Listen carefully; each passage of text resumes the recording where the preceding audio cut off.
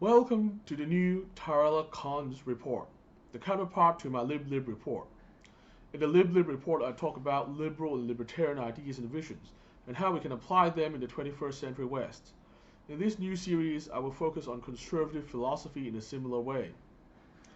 I think one of the things the early 21st century West is lacking is a robust and healthy intellectual discussion on conservative philosophy. Now, some of you might be surprised that I'm saying this. After all, I've identified as a liberal, a moral libertarian, a moderate, a centrist, a practical progressive, but I've never identified as a conservative.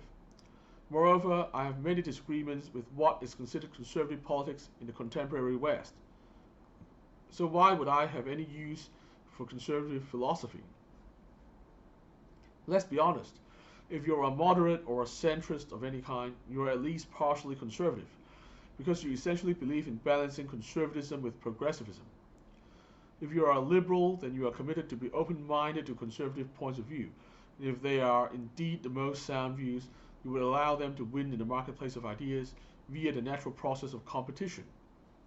If you consider yourself an evidence-based person, then you have to at least acknowledge that institutions and values based on many centuries of evidence at least count for something. Finally, if you are a practical progressive, you would base your progressive ideas at least partially on what has worked well in the past. Therefore, one can certainly be liberal or moderate and still be conservative to a significant extent. Indeed, without acknowledging the conservative parts of our philosophy, we would be left with a very weak defense against those who want to radically remake society using untested and unsound theories. I guess the reason so many of us are reluctant to acknowledge the conservative parts of our philosophy is because conservatism doesn't exactly have a good reputation in intellectual circles right now. Indeed, I have the feeling that if I told some of my acquaintances that there is a conservative part to my philosophy, they might react all weird, like, "So you're a conservative." In the minds of many people out there, the word conservative is associated with racism, homophobia, and other forms of bigotry. However, this does not have to be true. It is only this way because reactionary politicians have had a near monopoly on the term conservative for too long.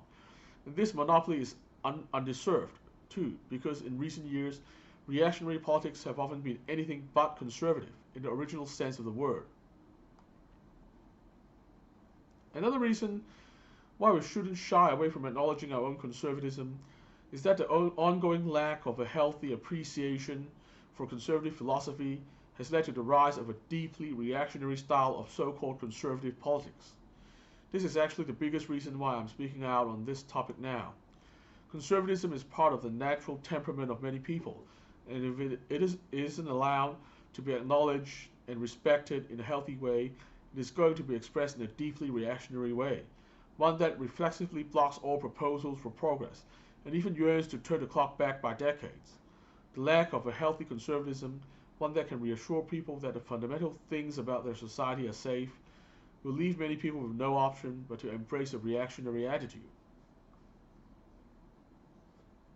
I think the lack of a healthy intellectual conservatism is not just a coincidence, nor is it just an accident of history.